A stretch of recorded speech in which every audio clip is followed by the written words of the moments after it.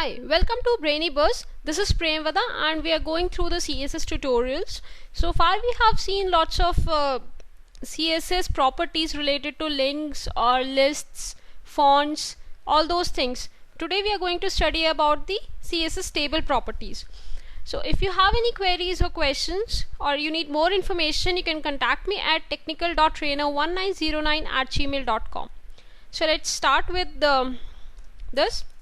Okay, the first one is the border property. This property is used to specify the border of an element, whether it is a paragraph or it is a table. So right now we are going through for the table perspective. So for the overall border properties we'll study it in the next tutorials. So let's see a demo for this.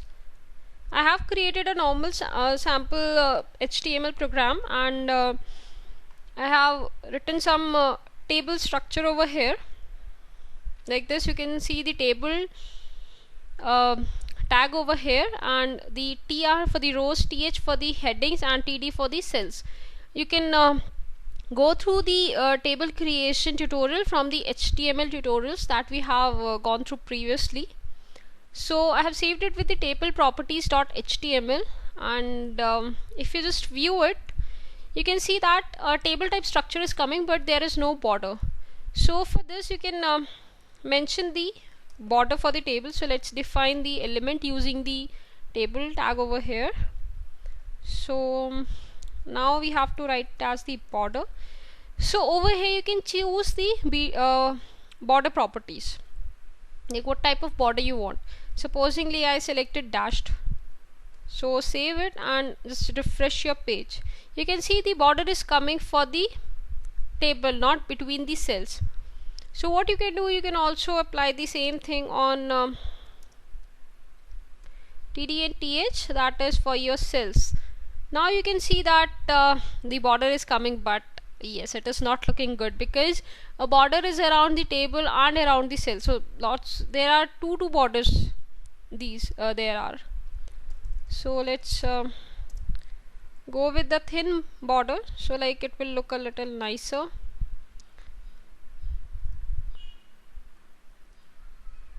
So we'll go with the solid border over here.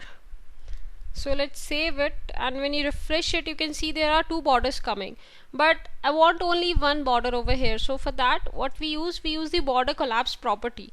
In the border collapse property we want, like by default it is the borders are separate for the cell and for the table, but if we collapse the border, like if I write it as the border collapse and I'll write as the collapse. So when we just refresh it, you can see it is a normal nicer look over here. We have only single borders around the table and around the cells. Another thing is the width and height. These properties will specify the width of the table and height of each cell respectively. So for the table I want it to be as 50%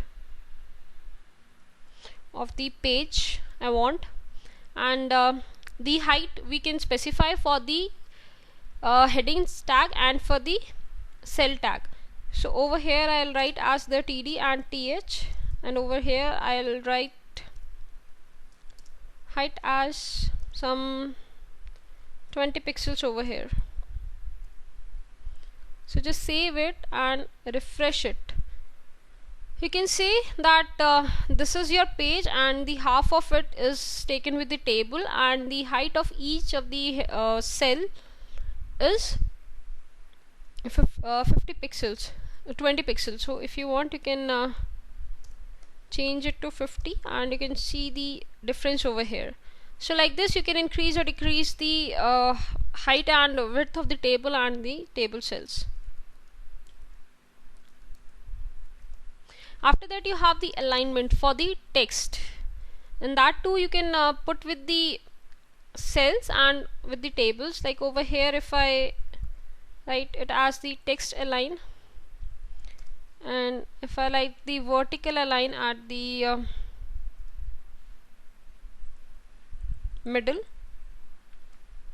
save it and just refresh it, you can see our headings and item tag are in the center vertically and horizontally.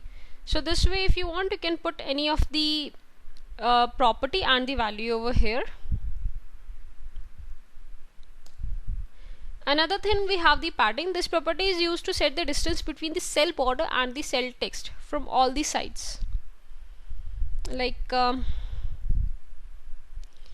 if I write padding over here and I write 30 pixels, or I'll better write 20 pixels. So if we just refresh it, you can see that the distance over here is increased, and with the same time your height of the cell is increased. So this way at least you will have 20 pixel distance.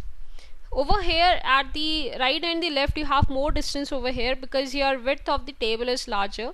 But supposingly if you write 100 pixels and you save it, so you can see your pixels has increased over here. If I write it as 200 pixels, your width is also increased.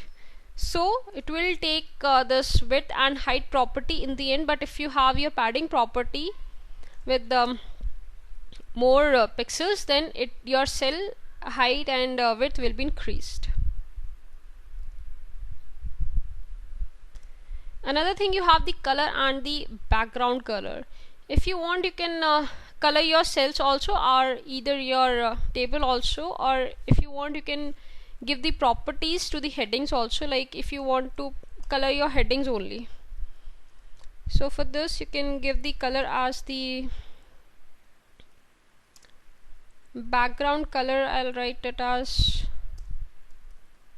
green over here, and the color of the text I'll write white.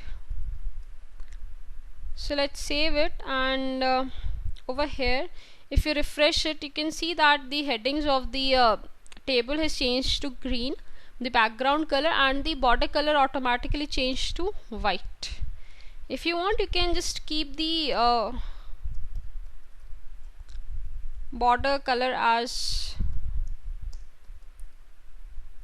black.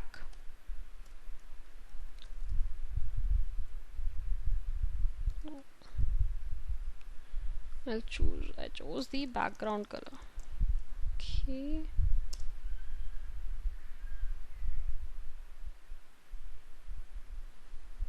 Here it is.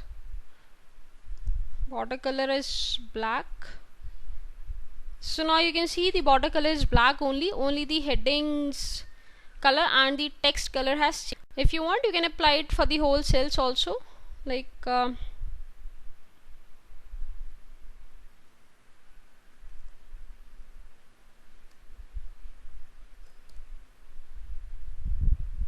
see, you can see over here. But now if you want, you can change the border color as white. So now you have a nicer table with you. So this way you can color your table, you can change the look and feel of your table. Thanks and have a nice day.